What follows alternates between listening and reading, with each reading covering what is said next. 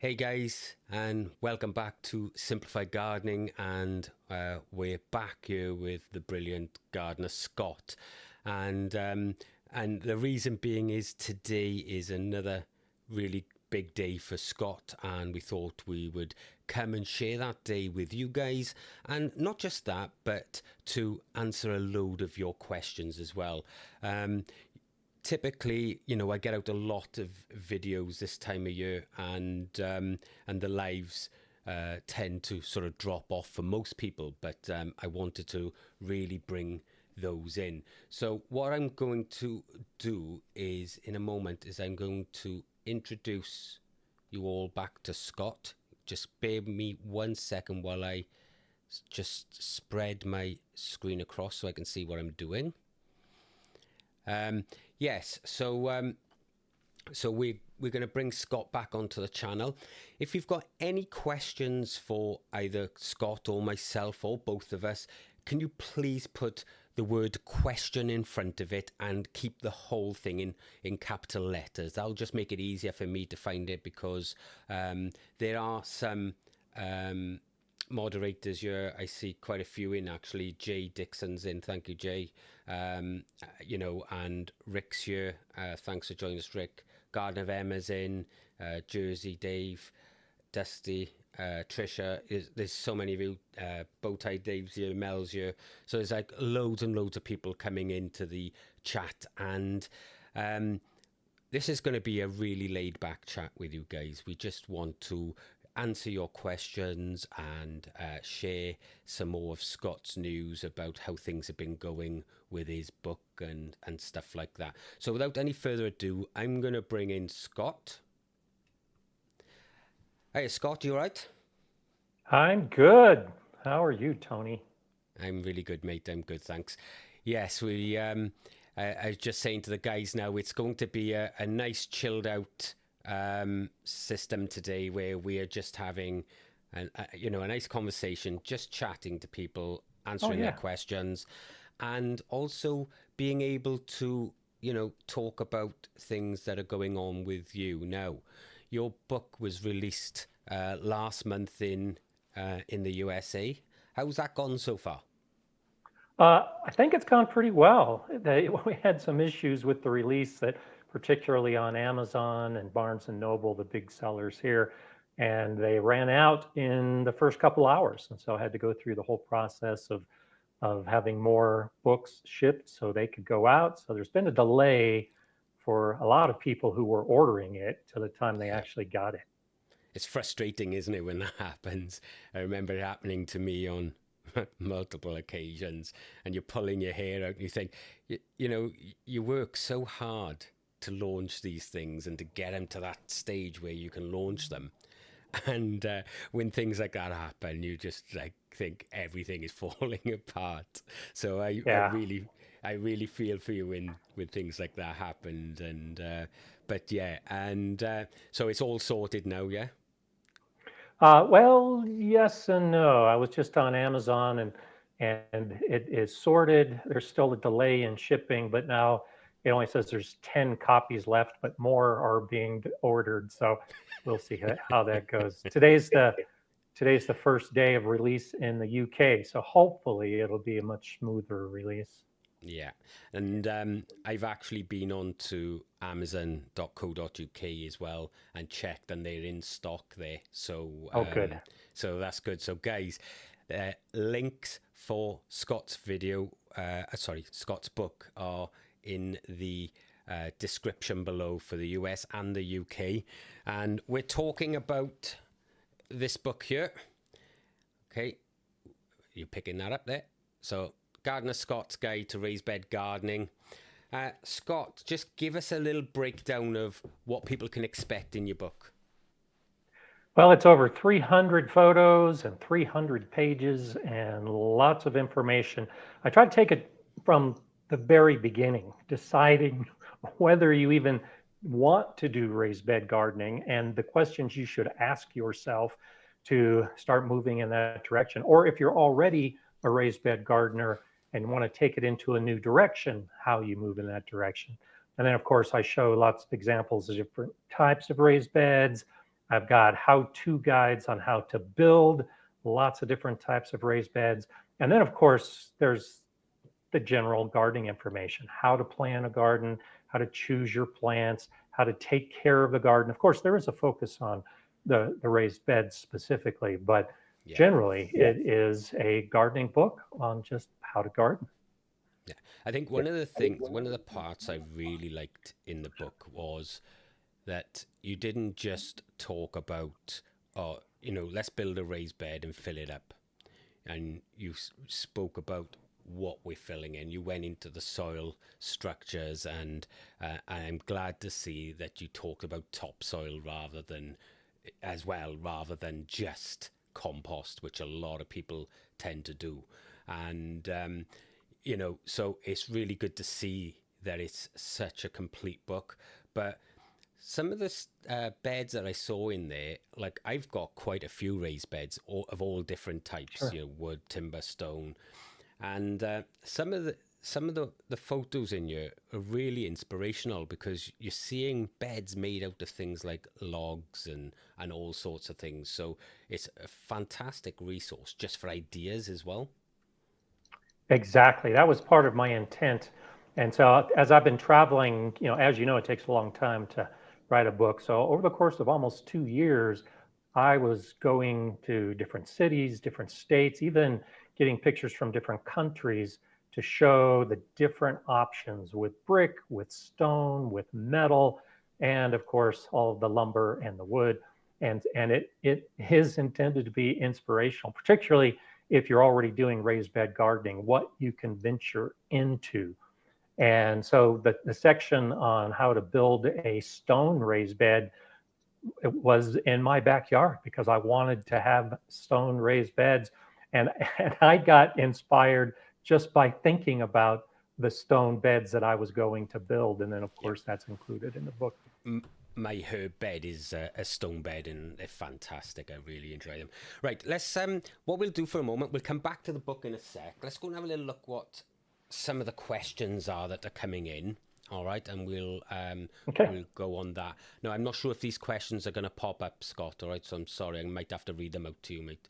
I'm having Yeah, go a ahead and read them few. because I don't see any Okay, comments yeah, or I'm having a few anything that's technical popping up. issues here at the moment. So okay, so right, okay. So Garden of Em is asking question: do you use seaweed or tomato right for fertilizer for tomatoes and peppers? So I don't use any type of fertilizer for my tomatoes or peppers or anything in my garden. I'm so focused on the soil. And as you mentioned, that's a major section in my book is talking about the soil, how to build a good soil, a healthy soil, a nutrient-rich soil.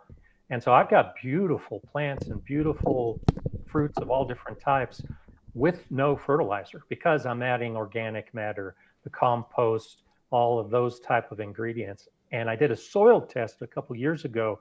After 3 years of regular amending, I actually had a surplus of nutrients. And so absolutely no need for any type of fertilizers in my beds because I focus on the soil. Yeah, I mean, soil's great. And, sometimes if you're just relying on like store-bought composts, then that's where you're going to have an issue because typically, they were probably quite poor in the first place coming into you. And any nutrition in them's gone within about 6 weeks. Right. So it's really important then that, you're building that soil or you are fertilizing at that point. I'll use seaweed on mine if I need to, but I'll test again, like you said, and invariably I don't need to because there's enough nutrition in the ground. Exactly. So we've got another question from this is from Steve Digwell, and his question is for you, Scott. Why can't you divide by zero? Well, you did say ask anything. Okay.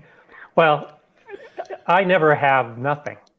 And so I always have something. So I don't divide by zero because I I have no need for nothing because I've already got something Something. in a bed, in my shoes, in my clothes, in my house.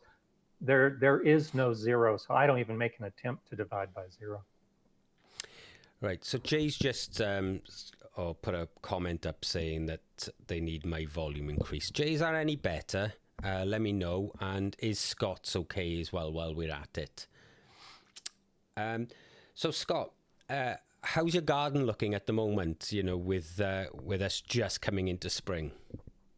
So my garden is looking very bare, very dry. I still have temperatures every night below freezing. And right now it is about 6 degrees Celsius, and that's the high temperature for today. So I've got nothing going into my garden. I do have some plants popping up. So the asparagus just popped up this week, and I got chives that are growing. And so the perennial plants are starting to wake up, but none of my regular garden plants. So I've got my tomatoes and my peppers started indoors. They're down in my basement, and I've got my seeds ready to go as soon as I can put them outside. But my garden doesn't look very gardeny right now. Yeah, I hear you on that. Mine's the same. And it's funny because we've had like a couple of weeks. Normally it's raining here, and we've had a couple of weeks of dry weather, and I've spent it sort of beating mountains flat because of all the fires. I've been putting some crazy overtime, and but we're having massive swings. It's like been 16 degrees out there today, centigrade, and but yet, the nights are dropping down to like 1, 2, and we're having frosts and stuff. So you just never know where you are. Okay, so Trisha's asking, am I correct in thinking that watering a raised bed is different to normal in-ground beds because I presume it will dry out faster? So yes and no. So it depends on how you water. So the nice thing about raised beds that I consider one of the premium reasons for having a raised bed is that you can design the soil. And so if you have a good rich soil like we were just talking about, it holds the water very well, and it doesn't drain particularly quickly. And so if you've got a good rich soil that has all that organic matter in it, then it really doesn't dry out faster. Now, because it's elevated, there might be a little more wind, and because the sides of a raised bed may expose the soil to more oxygen, yes, there is a slightly increased rate of the soil drying out. But I notice that I water my raised beds pretty much on the same schedule as my in-ground beds because the soil is retaining the moisture. The water just isn't running out. Yeah, especially if you have quite deep beds and you use like the hugelkultur method, Exactly. that timber is soaking up that water like a sponge. So, and it just re-releases it then, Exactly. Okay, let's have a look who we've got. So N. Wilson, question, what are some of the most common gardening mistakes? So it depends on what stage you are as a gardener. So one of the biggest mistakes I see with brand new gardeners is starting too big. They try to do too much too quickly, and they don't have the experience or the knowledge necessarily to support the big gardening space that they create on day one. And I made that mistake myself years ago, trying too big, and then so much failed because I just didn't know how to devote my time to the different components of gardening. And then as you get a little more experienced, I think a mistake, and it's again one of those things that's very common, is trying to understand fertilizers versus soil amendments, and just really trying to figure out what's best for each individual gardener within their garden, because there's so much advice here on YouTube and on all the social media that we see somebody say, oh, you got to do this thing. You got to try this fertilizer. You got to try this technique. You should be planting your seeds in February. There's some of those videos here in the States. And so mid-level gardeners do that. They do things because it's something new that they think is going to work because somebody tells them that they should do it. And really, taking your time, having some patience, and learning more about your own individual garden, your climate, your weather, your soil, your pests. Learn all of that before you try to add too many new things into the mix. Yeah, I agree there. And I think another one that a lot of even experienced gardeners are still making is killing the plants by kindness. They Yeah. think the more water they give or the more feed they give, the better the plant's going to be. And it's so far from the truth. Yeah. And getting to know that. But the other thing is assuming that, like bagged soil is the same as homemade compost or something like that, when it's just worlds apart. Exactly. Right, okay. Let's have a look what else we got here.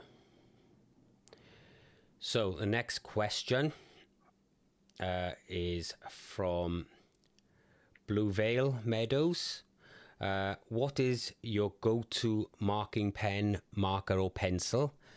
I find Sharpies fade before I even plant out. Then I'm guessing the type. Yes, you are exactly right. I don't use Sharpies because they fade. I do use pencil on plastic occasionally, but with my wind and with my rain, and when I get rain in summer, it's a deluge. And so even the pencil tends to fade in the sun and the rain. So I actually get markers on Amazon, and they're called garden markers, and it's a lot like a Sharpie, but it doesn't fade in the sun, it doesn't fade in the wind or the rain. And I've got plant tags that I wrote the plant name on 2 and 3 years ago, and I reuse them, and they still haven't faded. And so I don't know if there's a particular brand name, but it's just labeled garden marker on the outside of the pen, and that's what I always am using. Yeah, and another tip for people, if you are unable to find those, is get yourself a China graph pencil, because they will write on anything, and Yeah. will not be able to take them off. The sun doesn't affect them. We use them a lot in the fire service for filling out the tallies with the BA sets, but I've used them for my plant labels for years. They've been fantastic. I've got Good idea. pens that I use as well, but invariably I find that eventually they do fade or wash or whatever. But the China graph, it's a wax substance, and it just Yeah. doesn't come off. You have to actually use white spirit to take it off. So it can be on there for years and years. So that's another option. So Serena Norel is asking, how often do you water indeterminate potatoes in cool weather? I'll answer this one if you don't mind, Scott. Sure. Go ahead. So we all know in cool weather you're going to water less, that especially if you're in a raised bed or if you're in a container or something like that. Cooler climates, you're not going to use so much moisture, and also you're going to realize that the plants are much smaller at that point anyway, of that time of the year, so they don't take up as much. But what I will say, Serena, is put your finger in the soil up to this knuckle here, and if you feel any moisture, there's no need to water. All right, so if it's damp and like soil sticks to your finger when you pull it out, then there is definitely no need to water. Okay, if you stick it in and pull it out and nothing is sticking to your finger, it's a good indication that it might need some water then. And then water twice, because the first time the soil usually sheds water, so it chucks it away from where you want it. So you want to give that first one to let it absorb and come back 10 minutes later, and then give it another drink, and that will hydrate it properly for you. Okay.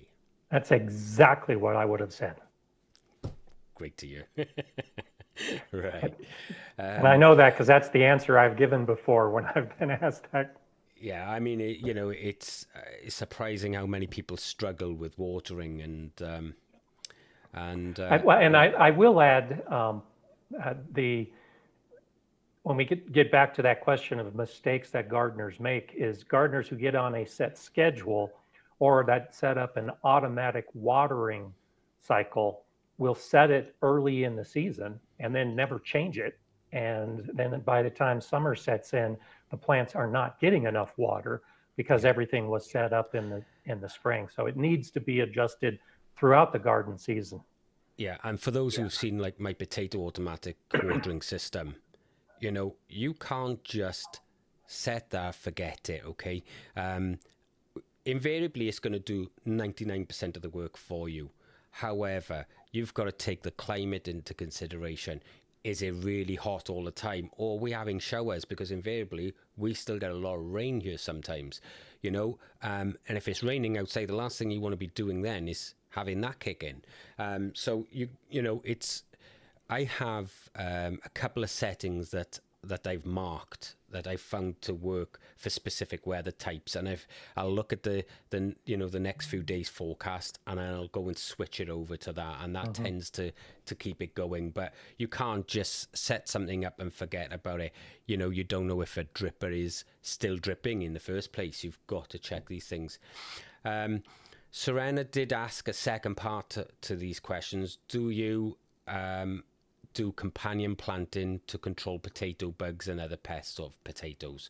So what about you on that, Scott?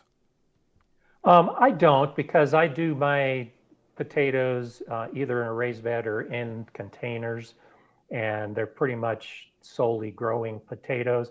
I don't have pests like that generally, so I generally, if I do companion planting, it's more to attract pollinators and beneficial insects than it is to try to deter anything like that. Yeah, and the same for me. I'm planting in containers all the time, and I started planting in containers to avoid pests because I was sick and tired of having my crops destroyed by wireworm, which was a typical pest that we had in the allotment that I had previous to where I am now.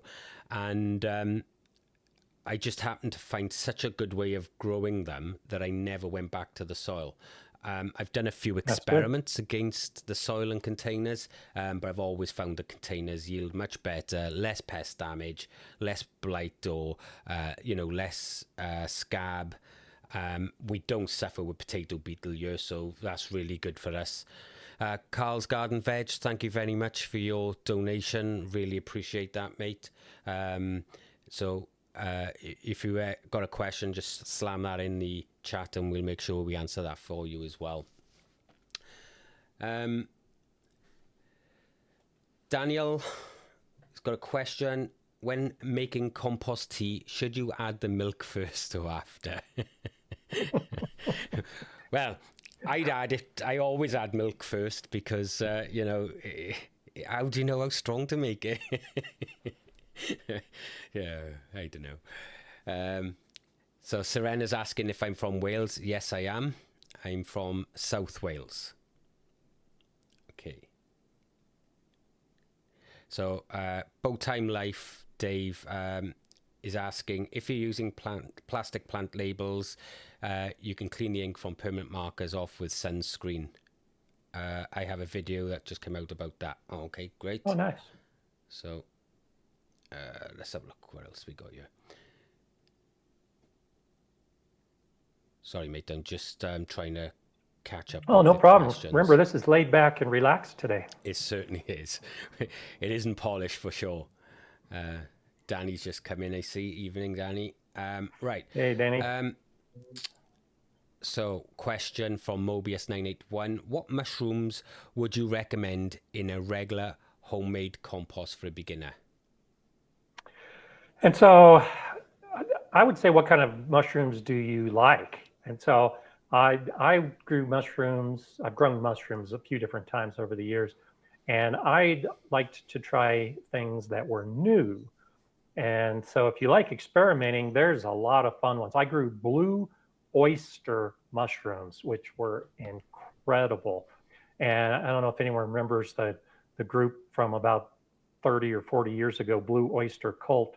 And I think they probably named that because they all had eaten the blue oyster mushrooms, and they're so delicious that they formed a cult around it. But look for varieties. Lion's mane mushroom is a really cool one to grow. Or you can just grow the basic button mushrooms, morel mushrooms. It all depends on how much you want to experiment. But there are so many options now to get the spores and to get the kits to start growing Something a lot of mushrooms. people are growing now is the wine caps in their Oh yeah, in their wood chip paths. So yep. it's a fantastic way of expanding your growing. If you know, if you've got raised beds, which would be perfect, you've got wood chip paths around them or something like that. Well, get some spawn and grow some wine caps in those, and that way you're you're harvesting from the paths as well, which really then takes out the Oh loss of yeah, space. That so that's quite good as well. I quite like the shiitake mushrooms as well. I made a yeah. video a few years ago of putting all the dowels into hardwood logs, and we had quite a few harvests off those, and then Nice. someone decided to steal them. so um, so that was it after that. So and I haven't got That's around to too doing it bad. again. I know they must have seen all this fruit coming out and thought, oh, I'll have those. Yeah. Right, so Scott, going back to your book for a second, in this section of the book, I'm just trying to find it. This one here, you're talking The about herb spiral. yeah, the herb spiral. Explain the process behind that bed and why. And so the idea, depending on the size of it, is you are building an elevated bed in a circular pattern. And so because it spirals up, each side of that elevated bed is going to have different exposure to sun and to wind. And the idea is that you can grow different types of plants within this ever increasing spiral. And so on the backside that might get more shade, you would put some plants in that would not need so much sun. And on the front side, you would definitely put the plants in that require more sun. And so depending on how high you go, the other benefit is that you can grow multiple plants in a small footprint because just like most raised beds, if you were to do a grid or any type of system to try to maximize the number of plants you put into it, the herb spiral also brings into the vertical aspect of planting so that you can grow on multiple levels within that basic circle that you have on the ground. So it basically expands the footprint in effect, then the usable Exactly. space. Okay, That's cool. the idea. Wicked. Guys, those of you that have questions, if you can make sure that they're all in caps or we may miss them when we're coming through. But I have caught this one, Jules Kitchen Garden. Hi, I'm new to growing asparagus. Planted 10 plants last year and now some of the shoots are 9 inches tall and fat as my thumb. When can I start harvesting? About 2 years, maybe 3. You shouldn't harvest asparagus at all in the first 2 years because you really want, particularly with just 10 plants, you want the root system to establish and they will spread over time. But if you harvest in the first year or even harvest in the second year, what you're doing is you're taking away the plant that is going to provide energy for those roots. So that stalk is going to be 8 inches, and then it's going to be 15 inches, and then it's going to be 30 inches tall. You want to leave it in place because those frondy leaves that will develop are what are going to feed the roots to help expand the plant and make it healthier for next year. And so even when you've got established asparagus, you should always leave some of the spears in the ground after harvest so that they send up the stalks and the leaves so they can continue to feed the root system. Brilliant. Okay. So next question comes from Trisha. I can't find the pollinating partner is for honeyberry, Camsuchia amarena. Do you know or able to tell me where I can find this info? I've tried searching the internet and asked suppliers. So I don't know. The thing about honeyberry is there are recommended pollinators, but you don't necessarily have to do a very specific companion pollinator. So I've got probably six or seven honeyberries growing, and I just randomly chose 3 that were said to be good pollinators for other honeyberry plants. So you go ahead and go back online to whatever your favorite source is, wherever you got that first honeyberry, and see if there are other varieties that tend to be identified as just a good pollinator, as opposed to really trying to find a specific pollinator. Because if you haven't been able to find it now, you might not be able to find it, but they will cross-pollinate with each other. And as long as you find another variety that you like, it should work fine. Yeah, I have no issues with mine. I got 3 very large honeyberries there now, and every year I pull kilos and kilos of fruit off them. Yes. And, you know, and I believe I've only got 2 different varieties. I believe I got 2 of one and 1 of another variety, and they have no issues at all pollinating. Exactly. So that's cool. Okay, let's have a look. So Rick Thielen is asking, Gardener Scott, the pump's broken at the nursery vegetable garden. So I don't get what that is about. Okay. Rick, if you want to explain that to us, or maybe it's an inside thing from one of your videos or something, Scott, I'm not sure. Maybe it's a conversation you were having before. It doesn't strike a bell as to the pump at the nursery being broken. Sorry, Rick, you'll have to give us more info on that. Something to do with council repairs slow or something, I don't know. Oh, okay. Well, so if you're, maybe, okay, it might be that's where you want to get your plants and the pump is broken, so they're not growing the plants you want. Right. So Okay. that's why I get seed and start most of my plants from seed, so I don't have to rely on somebody else's pump. Okay. So Serena's asking a question to me. Have I ever just laid potatoes on the soil and covered them with straw? So using the Martha Stewart method, yes, and I hate that method for a number of reasons. And in fact, I've actually wrote a script for a video for that. So explaining why I don't like it. And some of the reasons, firstly, are that it just becomes a massive home for slugs. I find, especially, it would probably work in a drier area, okay? But here in Wales, it's so wet a lot of the time that having all of that straw down on the ground, it just becomes a huge slug fest.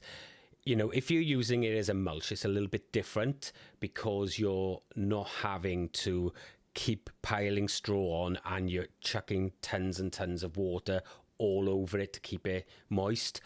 Whereas with mulch, the idea of mulch is to keep it dry. So it's a little bit different.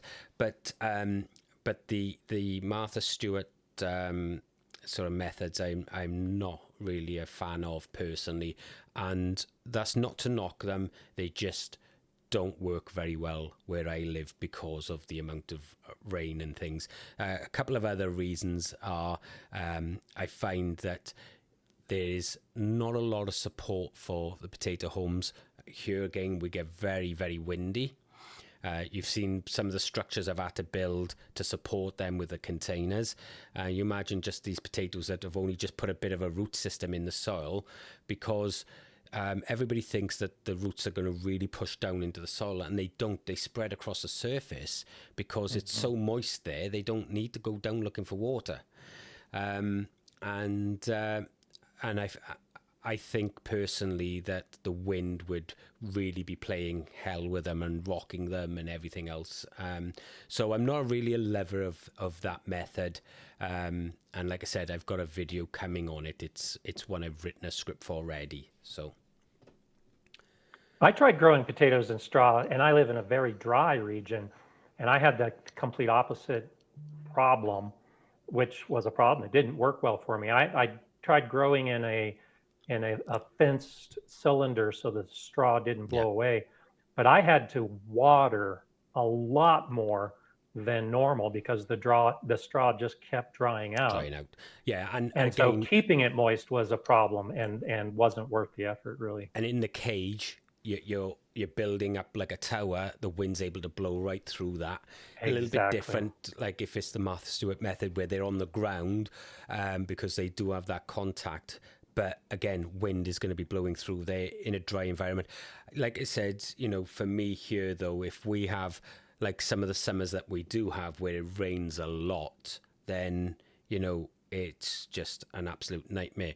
I work hard making my own nematodes and things to combat the slugs in areas I don't want them, and then putting in that much mulch on top of potatoes. You're just giving them everything they need. You're giving them food, Yeah. moisture, somewhere dark, somewhere nice to hide that the birds can't get them. Everything that we shouldn't be doing, we're They love it. providing in one fell swoop. They're like, oh, come on, boys, there's a palace over here. Let's go. Right, okay, let's have a look if we've got any more questions. One from David Fellows. How much manure to mix with compost for pots? And so I prefer, so when we say compost, I know that we talk different things from the UK to I the think US. they're talking like potting soil. Yeah, exactly. And so that's why I wanted to preface with that, because I prefer to put my manure into my compost pile. I prefer to make it part of my compost. And then the question becomes, how much of my compost should I be adding to my potting soil? And that's the approach I tend to take. And depending on whether I'm growing in containers or whether I'm starting seedlings, that ratio will vary. And so it tends to be, whether it's manure or composted manure, it's generally going to be 25% of what I'm putting into my mix to try to add some of the nutrients. Yeah. And again, I'm the same. I would never just put raw manure into like a container and then put compost on top of it or something like that. That I see quite a lot of people doing, especially with potatoes. The problem is you don't know what's in that manure. There could be all sorts of,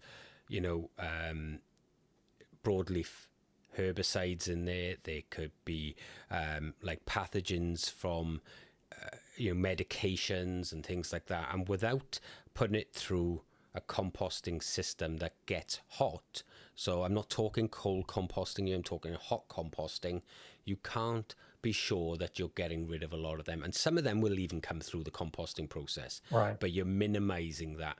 And I think even manure that's aged is still too much for most plants to deal with, and they contain only certain compounds which can sometimes nutrient lock certain plants up.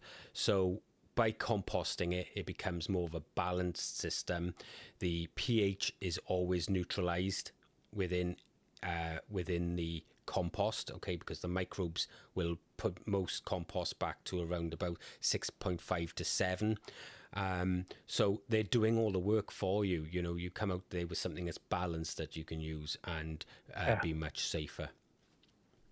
Okay. Let's have a look what we got here. So Danny's asking, Scott, are you looking forward to your trip to the UK to meet your favourite YouTuber and also see Tony? I am. So I was just telling, so this is the big announcement. In a month, I will actually be in the UK, and I'll be traveling around, meeting and seeing many of my favorite YouTubers. And just this morning, I finished finalizing all of my reservations for hotels in London. So I'll be starting in Scotland, going to Wales, and then going to London for a long period of time. And coincidentally, I am looking forward to it. And Danny, of course, you will be if not the highlight of the entire trip. There you are, Danny. The highlight. You better get polishing that head, but No, it's going to be fun. Yeah, it will be a great time. Okay. let's have a look here. See what else we got.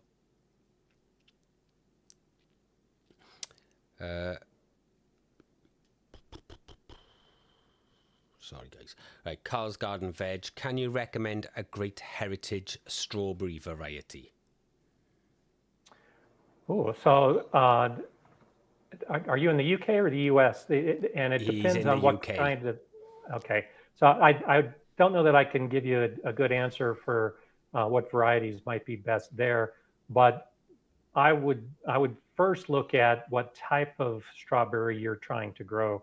A June bearing, an ever bearing, those are the different types that we have over here, and you have to match it with the climate. So, for instance, I did a video about this last year. In my region of Colorado, I cannot grow June bearing strawberries and expect to get any fruit because our winter just lasts so long and the flowers freeze off. And so I have to grow an ever bearing variety. And so TriStar was the one I grew last year. I just absolutely love it.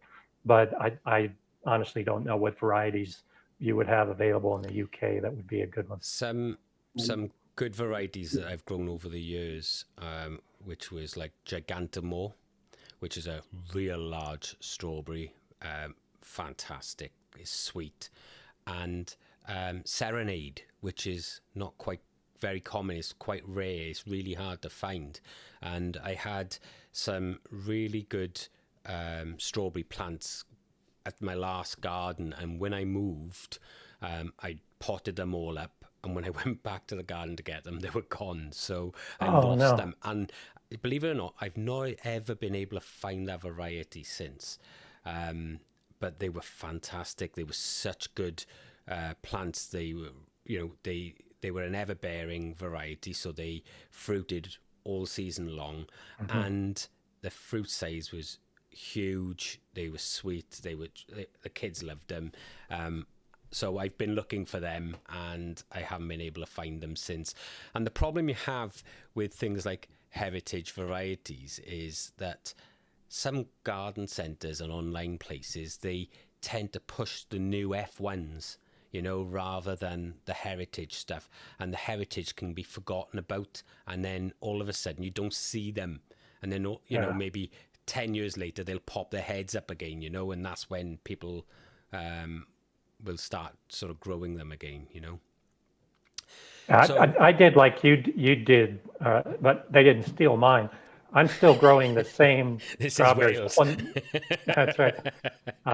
Quinault is a variety that I've been growing for 25 years, and I've lived in 5 different houses with 5 different gardens in 25 years, and every time I've potted up some of those strawberries to take them with me, because when you find something you like, you never know if it's going to disappear. And that's why it's like with the potatoes, I've been growing Condo for years, which just happens to be the world record variety. From when I was growing them, for the world record attempt. But, you just can't get those tubers, even when they are available, you're limited to maybe just 1 or 2 kilos of seed potatoes. And that's if you can get them. So that's why I always keep my own potatoes back. And I'll grow them every year just so that I can continue keeping the variety. Because eventually I will want to get back to doing that. And my variety is used to my area, my local sort of climates and things like that, Okay, so question from Paul C. First timer there. I've recently transplanted peas and broad bean seedlings outside, and they've gone very floppy. Have I gone too soon? I sowed indoors for a few weeks. I'm in northeast England. Right. Okay. And so, I'll let you take that with the weather, and then I can add anything that I might want to do. So there's a couple of things here, Paul, that you haven't really said, but we will have to just work on the assumption of. You've grown them indoors first off, whether that was in your home or in a polytunnel, and you should be hardening them off gradually. Exactly. Okay, that's the first thing, because what's happened is they've got transplant shock first off. Yeah. things like broad beans or fava beans, they are quite hardy plants. They will wither with the cold, and then they will pop back up as soon as it warms up a little bit. But if you've checked them when you first put them in, that can have a real effect. Now, being up in the north, you're much colder up there. You're typically around 4 or 5 weeks behind the south, and only now am I putting my broad beans out. So it's, for you it might have been a little bit longer, but I'm assuming you've probably just not done the hardening off process. Yeah, that was my thought too. So let us know below, Paul, if you have done the hardening off process. Describe what you did so we can sort of nail that down for you a little bit. Yeah, because that's particularly for new gardeners. And I made that mistake, years and years ago as well. Most gardeners do. That you have to acclimate the plants. You know this, Tony. And so in cooler springtime conditions, you don't need to do it for as long as you would during summertime conditions, but you still need some hardening off. Yeah, absolutely. So we've got quite a multifaceted message here from Serena. How big do hibiscus get, and what are the planting depth, germination rates for the seeds, and what's the pH requirement and light requirement? I don't know. We can't grow hibiscus here in Colorado, so that isn't a plant I've ever grown because I've never lived anywhere where I could grow it. And I haven't grown it either, so I couldn't tell you either, Serena, on that, unfortunately. It's not something I really grow. The rule of thumb when planting seeds, though, is twice the depth of the seed. Okay, light requirements, like any seedling, the better the light, the more stockier the plant, and they're not going to be getting leggy stretching for light, so you want to give it plenty of light. I couldn't tell you on pH, but if you work towards a neutral range, then you're probably in with a good chance. And again, the planting depth for them seeds we've already covered. Germination rates, if it's like most seeds, you're looking at maybe 7 to 21 days, something like that. But again, that's, and if you're starting indoors, I'm guessing because of the type of plant, you might really benefit from like a heating mat and warm conditions to get the germination. But these are just general things because none of us have ever grown them, so just bear that in mind, okay? All right. So Joe's home plot. Why do you think there's so much confusion around whether a certain potato is determinate or indeterminate? Has the RHS or someone in the know made a full index? Coincidentally, I had heard that people were looking for an index because most people don't even know that there's a difference between determinate and indeterminate potatoes. And Tony, do you know the name of the guy that put together the index? Yeah, I think I might do. Oh, Joe, I've got that tool. So yes, he does. It's great. Covers hundreds. I think there's currently something like 842 varieties in the tool at the moment, and it will not only give you whether it's a determinate or indeterminate, it'll tell you where the potato was first created, it'll tell you planting depths, the spaces between them, how long to harvest, and it will tell you what it can be used for. And you can, let me see if I can grab it. Well, and Tony, that sounds like an invaluable tool. It must cost hundreds of pounds. How much are you charging for that? Well, I'm a nice guy, Scott, so that's totally free for people to use. This just looks like a total setup. Joe, if you go to any of the potato videos on the channel, okay, including the last one that was last week, then there is a link in the description for the potato tools, totally free to use, and you'll be sent, so you'll put your email in, you'll be sent a code to access it, and when you get the pop-up screen with the code, it will have a link to the tool as well, okay? And if you keep that code handy, because it'll be the same code for you every single time. So if you're browser uses cookies, sometimes it will keep it there. So when you go straight back to it, you don't need to keep putting the code in, but keep the code handy. Because it will, if your browser does lose those cookies, you've got the code and it's registered to your name, so that it will allow you back in with that. And it's totally free to use, and there's multiple ways. There's even a video explaining how to use it all, but it's very easy to understand. You'll get the gist of it straight away. And you can even search for what varieties are indeterminate just on its own, or determinate. So if you just wanted to grow determinate varieties, for argument's sake, you can just go down to the second box, select determinate. It'll pull up a whole chart with all of the varieties, and there might be 300 or 400 varieties in that chart. You could just scroll through and pick whatever suits you best. So just find one of the potato videos. It'll be in that. It's an awesome tool. I actually have my code right next to my desktop computer. Brilliant. So that I never lose it. Excellent. So the food hobbyist, I'm wanting vertical courgettes this year. Tips and tricks to maximize the harvest. And so have a nice sturdy structure, because particularly when they start fruiting, you don't want everything to flop down to the ground. And selective pruning can be helpful. The issue is that, particularly if you've got slugs or insects that are going to be impacting the plant and the fruit, you don't want to prune off the lower branches too early. But by pruning off some of the lower branches as it begins growing vertically, it helps get some good air circulation. It helps cut down on potential diseases that might set, and you'll tend to have a stronger plant. I actually will tie the plants to my trellis. So I use a sturdy galvanized steel trellis system, and I'll tie the plants as they're growing just to help stabilize them. Yeah. It's actually a very good way to reduce the amount of powdery mildew that they will get later in the year.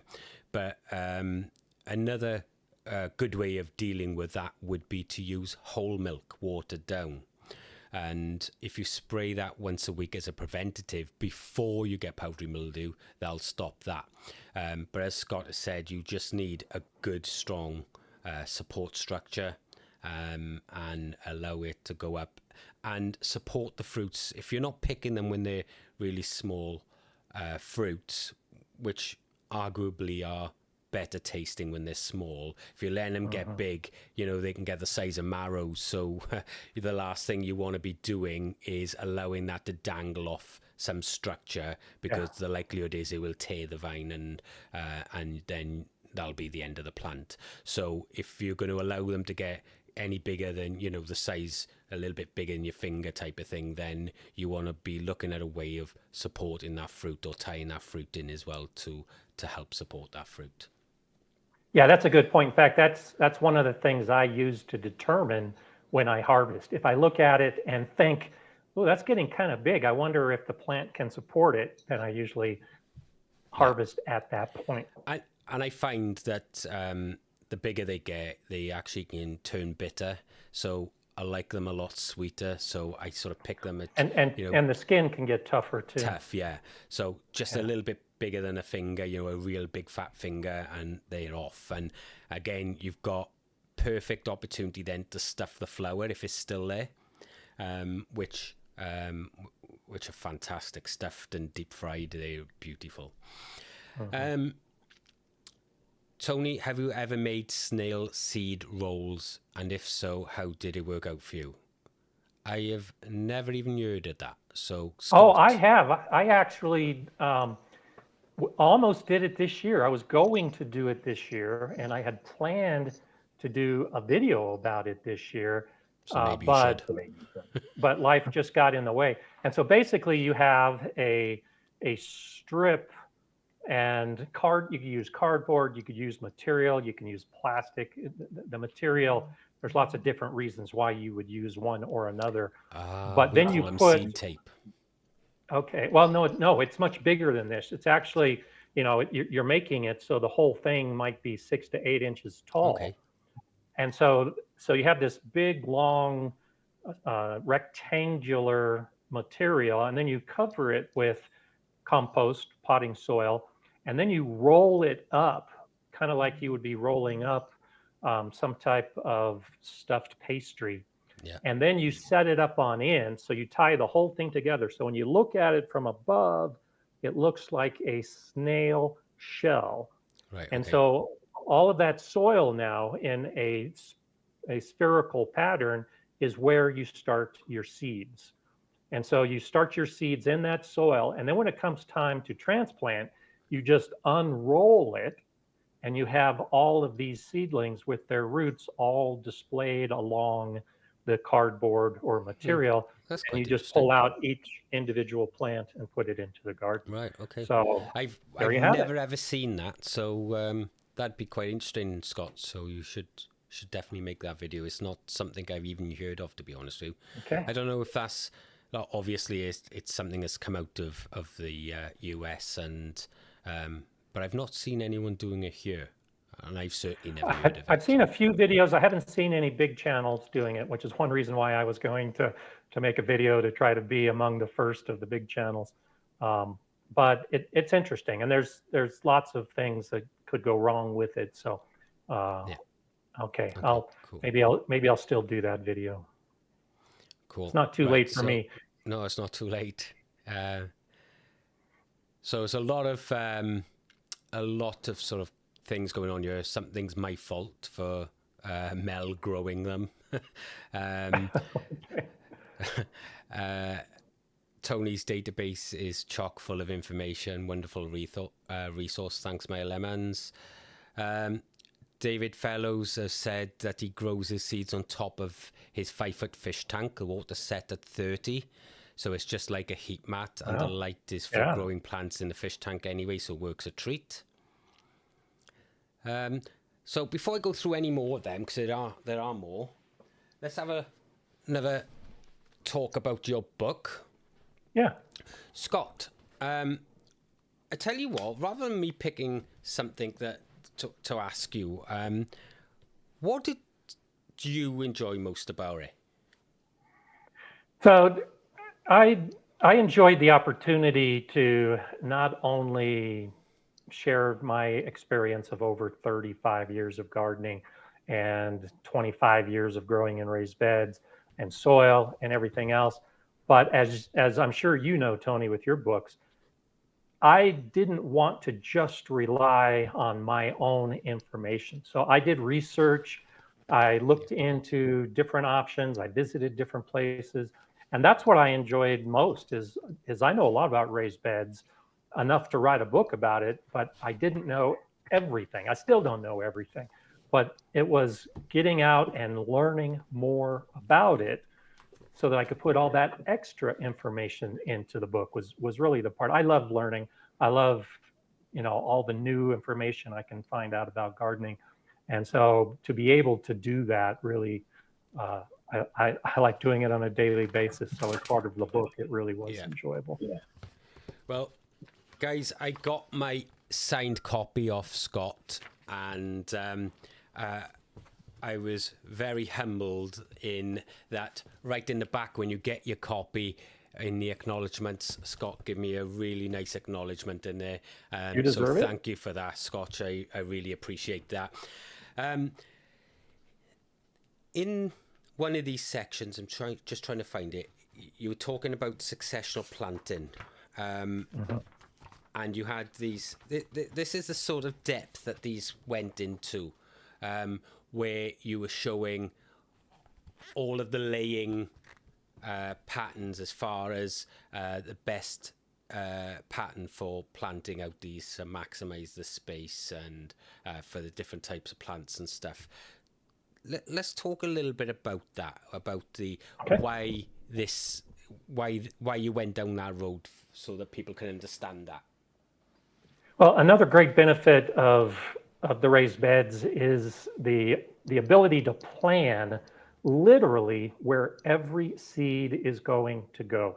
What you see on my channel and Tony's channel, everyone, it seems, on YouTube who is growing their vegetable garden in raised beds are using square or rectangular beds. And so when you use that kind of system, you can break it down into grids, and those grids can be broken down into subgrids.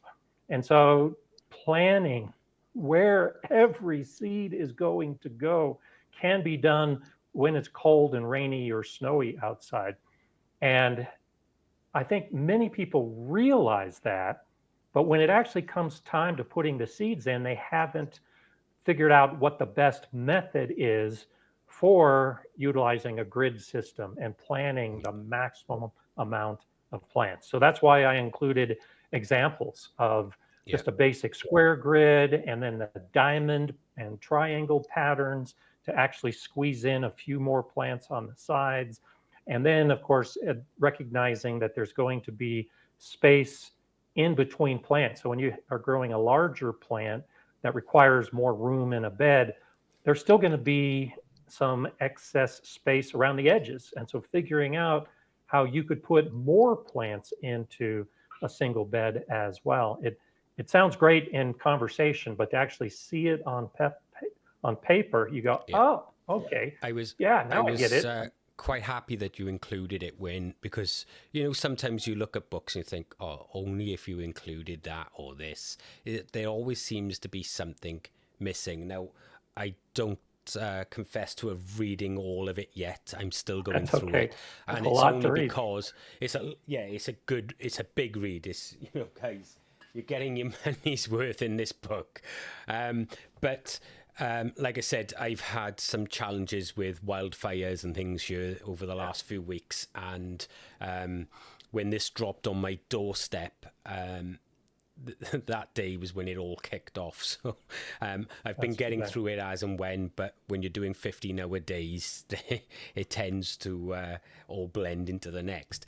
But when I came across that section, I thought, do you know what, that's perfect, because, one of the biggest criticisms I think that people find with raised beds is they lack space, because invariably they tend to spread the beds out so far that it swallows the space up in their ground, and they don't, and they go in there and then they plant like 5 or 6 plants in an 8-foot by 4-foot bed, and you're thinking, no, these beds are not designed for that. They support so much more.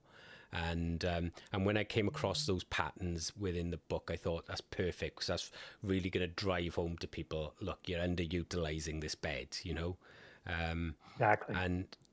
And that was one of the things that, I really got from this, that, people can really underutilize beds. And I think it's one of the reasons why some people swear by the ground over a raised bed. Like for me, I love raised beds. I've got them. My very first garden was all raised beds. It was only the fact that when you start gardening in the size of garden I got, it can get very expensive, especially here where wood can rot very quickly, One thing I do like though, Scott, is the cover. These raised beds are fantastic. Only because not only are they a combination like the ones I've got, where you're using the corrugated steel and timber, but they got a fantastic seat on them. Exactly. Where did this picture come from? So that actually came from where I live here in Colorado Springs. And so the Horticultural Art Society is a group here in this city. And I was actually a trustee of the Horticultural Art Society for a number of years a while ago. And that is their demonstration garden. And so it is on the campus of Colorado College, and it has all different types of beds, all different types of plants, but that is an area that is devoted to show how you can set up a vegetable garden using raised beds made out of metal with seats on them. And I love that picture. Shows that a vegetable garden can still be beautiful as well. Exactly. That's not something that has got to look like, an allotment or, a community garden. They can still look real beautiful, especially if you build it right, or even the stone ones, they look absolutely stunning, but they have a different aesthetic appeal, Let's have a little look see if there's any more questions before we shoot off. Chris Gardner, allotment journey. Hi Tony, everyone has their own opinion and make up their own mind. Do you think they are better in a greenhouse, or do you grow in the ground in a greenhouse? I'm building my first greenhouse. Okay, Chris, I don't know what vegetable you're talking about there. If you're just talking in general, greenhouses, polytunnels, things like that, indoor growing has a place for certain varieties, especially heat-loving plants, tomatoes, peppers, things like that here. Like Scott can grow them all outside. We can grow tomatoes outside here. Invariably, though, the harvest won't be as good. They tend to really struggle with blight, things like that. And you control everything when you're growing indoors. So if that's what you were on about, if there was a specific vegetable you were on about, let me know and we'll get to answer it just before we go. Okay.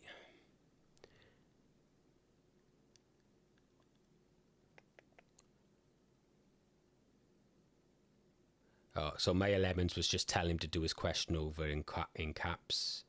So I think we're more or less on that, Scott. Scott, good. So do you want to talk about anything in particular? This is your time. So if you want anything you want to say to anybody or anything like that, then feel free and we'll go from there.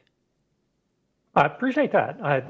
I'll give my thanks to you. I appreciate all of your support, of course, with the book and the opportunity to get together and talk about it. I mean, you and I have been on live streams together and done collaborate videos for years. So, I think it's important for people to realize that we really are mates, and it's one of those things that we do this for each other just because we're friends. But I do appreciate it. I appreciate your time and your effort, and I appreciate everybody, of course, who's watching and might be considering my book, your book. I think it's important for all gardeners to really branch out and try to expand how they learn gardening. It's so easy to just sit in your chair at your breakfast table and watch a couple YouTube videos and think that's all you need to know.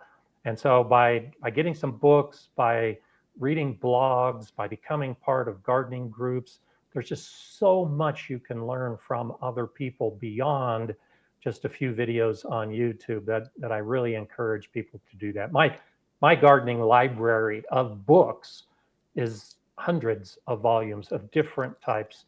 There are some books I got to do a project, never did that project, but I learned from reading that book, and it all adds up on this wonderful gardening journey to learn everything you can about everything, because you never know when something's going to be useful. Yeah, we've got, I don't know if you have it in the States, Reader's Digest. And so going back about 15 years ago, I remember traveling 245 miles in order to get this full Reader's Digest volume of a gardening series they did, and it was being advertised on eBay, and it was really cheap, and I won it really cheap, but the guy would not send it in the post because it was too heavy. And when I got it, the volumes were this thick, and the illustrations that were in it were absolutely stunning, and I'm constantly looking around for books that will help me to understand other people's vision and how they see the world around what we're doing.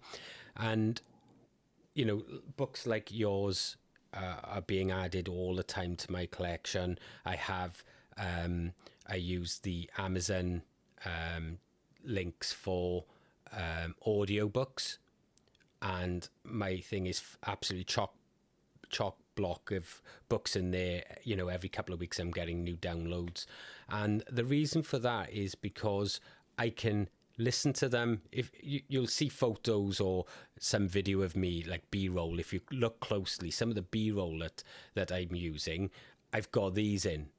And invariably, I'm listening to someone's gardening book or a podcast about gardening or something like that. Exactly. Because a video's really good, right? You put out a ton of educational content in your videos. There are other fantastic gardeners, that are in the chat now. Jane's Growing Garden, Danny, they've been out there for a number of years now. Big Will is out here now, also making YouTube videos, and we all put out really good information. But there is only so much you can put in a video before someone loses that attention span. And so I think we've lost him. Okay. So,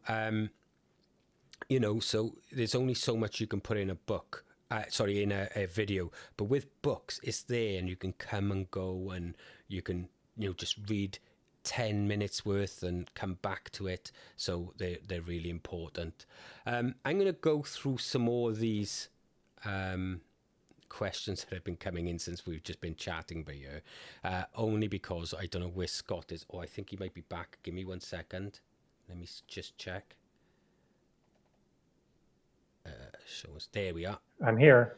Yeah, you're here. Can you see me? Yeah, we can see you. We got you back. Okay. So yeah, you disappeared for a minute, and then I thought we were back together because I see both of us on the screen. No, you disappeared. I guess it kicked me off. Okay. Yeah. Well, I hope that's the case. Otherwise, there's streaming going on. That's right. Right. So we're going back now just to answer the last few questions that come through. I was saying, but basically, Scott, I was just saying that with I heard everything you said. Oh, right. Okay. Well, that's weird how it kicked you out, isn't it? Yeah. Right. If you heard, that's fine. Great. Yeah. But I agree. I agree with everything you said. Right. Bill. Okay. Excellent. Okay. So we've got someone saying about condor potatoes. Condor's a giant potato. Yes. So yeah, condor are a potato that has the world record for size. I think it's currently something about 10.8 pounds in weight, just a single tuber. So, and it's held at the moment by a gentleman called Peter Glazebrook in the UK. So that's why I've grown them. A lot of people don't realize that I used to grow giant vegetables for years to show. And I haven't done it for probably the last 5 or 6 years because I've been busy with all sorts of stuff like writing books and everything else. Books. So, and that's the thing, even the videos now, like before, when I was just like vlogging, I could knock a video a day out. But now that I'm planning videos and things, it's taken me a whole week just to produce one video. And half the time, I'm really pushed on time to complete it in time, So time is like just gone completely now, but I just don't have it to grow the giants. You need so much care with those. You're constantly having to manipulate things and burying vines or feeling around in the buckets to pull out all the potatoes bar one because you want all that energy going to that single tuber. There's all sorts of little tricks that we can do. Let's have a look here. I don't think there's much more here. Okay. Hamandorga, why is it illegal to sell condor that you've grown yourself? It's not illegal. The reason they say you shouldn't sell it is because just like potatoes that come out of supermarkets, you cannot guarantee disease-free. Okay, that is the only reason. You can save those potatoes yourself. You can give them away. You could sell them if you wanted to. It's not illegal, but what you will find is that some varieties have like a copyright type thing on the things, so you can't call them certain things or whatever. But if you own tubers and someone wants them and you want to charge them, there's nothing that anybody can do about it.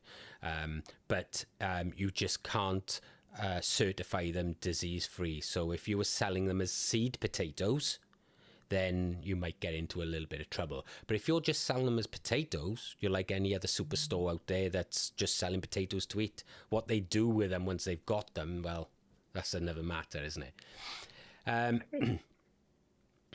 Maya Lemons, Tony, some of my fingerling potatoes look a little shriveled, but they are chitting fine in indirect light. Should I avoid planting the small or shriveled ones? Absolutely not. Right. This is where a lot of people really struggle with potatoes, right? They think, and I've even seen people watering potatoes that they're trying to chit just because they worry that the tuber itself is shriveling Because they're those up. shriveled. Yeah, right. The tuber, all that is a food store for the chits to be produced. Once that chit's produced, that tuber isn't required anymore. It's a feed store, okay? It doesn't matter where they're shriveling. If they're shriveling, what it means is it's losing moisture. And invariably, that's because the chit is drawing that moisture to produce itself. You can plant them as long as you've got that chit. You could literally break that chit off and just plant the chit and it will be fine, right? But you can just plant them. Don't ever worry about the size of the potato, how much it's shriveled down to. And I'll give you a prime example. I left some seed potatoes, not last year, the year before, on one of my racking systems in my polytunnel. They sat there baking in the sun all year, all through summer and everything. And in August, I come across them. They had chits about this size on them, and there was hardly any potato left. It withered to absolutely nothing, but the chits were fine. And I planted them for Christmas potatoes. And you know what? I had the best potatoes ever off them. It was so sometimes, you know, people worry about these, but it's a natural process from the chitting and obviously just sitting out without them, you know, without any moisture, but it's perfectly fine to plant them. What's your take on it, Scott? Oh, absolutely. And I actually have a couple potatoes that have popped up in my greenhouse after I thought I had cleared out everything. And that's exactly what it was. A couple of them must have been left on the surface and they dried out. And at the end of last season, I put some straw mulch on that bed. Excuse me. And Bless now you. they're growing again. Yeah, and that's it, you know. So, Scott, I think we're coming up to the end of this now. I think we've got most of these questions answered. And guys, I really hope that you've enjoyed that. Listen, I pride myself in giving people good information, all right? And if there's one thing you listen to me to is to go and get this book, because it will absolutely blow your mind. It's packed full of information. And if you're really interested in growing anything in a raised bed, it's in here. And I would honestly suggest that if you are into growing, into vegetable gardening, even flowers, anything like that, and you were considering raised beds, that's the resource that you need. There are links below for USA and also for the UK, so make sure you get across there and get them. Like Scott said, there has been a few issues with supply, so just make sure you get your orders in and it will come to you. But it launches today for the UK, so get yourself across there and grab a copy, because from like I said, I haven't read it all yet, but what I have read has been absolutely superb. I've flicked through the rest of it, but I will be getting through this now because I've got a few days off, and I will be getting my head into this book, so to finish that. Scott, have you got anything else you want to add? Yeah, and in fact, you just touched on it. That's a good point, that raised beds are not just about vegetables and the vegetable garden. And so I have raised beds that I use for growing annual flowers. I've got raised beds that I have my perennial flowers. I've got raised beds for fruit bushes. And so I cover a lot of that in the book as well. We tend to think of raised beds as just this ugly rectangular lumber that we put in our garden, but they can be so much more. And That's you can not ugly grow, though, is it? not at all. Yeah, And exactly. that's the point, is raised beds can be much, much more than what so many of us see in YouTube's videos and our friends' gardens. And so experiment a little bit, try something new, and try to add that beauty of a raised bed. That's really what my focus has been in recent years, and I've loved it. Especially for people who are sort of like struggling with mobility now as well. Like I'm Hmm. feeling it. I turned 50 on the 21st of March, and I'm starting to feel like I'm 70 already. So this last sort of 5 or 6 years, I've been feeling it a little bit, and it don't help. I'm up the mountains all the time, Yeah. but yeah, it's so if people are having like a mobility issue, it really saves the back, from bending, especially if you get in the high raised beds, and stuff like that. So anybody who's interested, like I said, Scott's book is going to be a fantastic resource for you. Scott, I'm just going to say goodbye to everybody. So if you want Okay. to say bye to everybody, thank you, Maya, for your donation. Really appreciate that. If you Great to want to be say here bye with to everybody. everybody. Yeah, thanks for spending the time with Tony and me on Tony's channel. I appreciate it and all of your support. And you can pop over to Gardner Scott anytime you want and ask me questions on my videos or about the book, and I'll gladly answer anything that you want to know about. Yeah, Scott's channel should be in the description below as well, and maybe Jay can slap a quick link in the chat as well, just to make sure for Gardener Scott's channel, guys. Right, Scott, I'll just throw you in the back, and I'll see you in a minute, mate. Okay, good to see you. So, guys, that's another live stream that we've had the fantastic Scott on, and like Scott says, we've known each other for years, and we've basically been supporting each other from day one, and we've practically grown our channels together. And the reason that we are very similar in the size of our channels is because Scott just he thinks along the same lines I do with gardening processes. He's a master gardener. I'm nowhere near that level, but what I will say is that the information that he gets across to people, and he is there constantly making sure that his subscribers are getting the answers they need. He's live streaming every week as well. So if you haven't already, get across to his channel, because you will not be sorry. I really hope that you've enjoyed this. For anybody who hasn't, like I said, get across and grab yourself a copy of this book. I don't recommend many books, especially on the channel, but I will recommend this. It's fantastic. So guys, I really hope you've enjoyed this episode tonight, and we got a video coming out on Friday, so make sure you tune in to see that, and we will be back probably next week at some point. I'm hoping to do a few more lives, like I said, as time frees up once we get these wildfires under control. I want to start getting back in touch with people. It's very difficult for me when I put out videos and I'm unable to be consistent as far as live streams and things because of work. And it's not like I can select a specific day as well. For those of you who don't know, I'm a firefighter and I work 2 days, 2 night shifts, then 4 off. So it alternates it knocks on a day every week. So it's really hard for me to say, oh, I'll be here on Tuesday for live streams. Like the videos are pre-programmed, so that's fine. So you just got to keep your eyes peeled for when I drop that thumbnail saying there's going to be a live stream, and we'll just run with it like that. Anyway, guys, thanks very much for being here tonight. I've really loved answering your questions.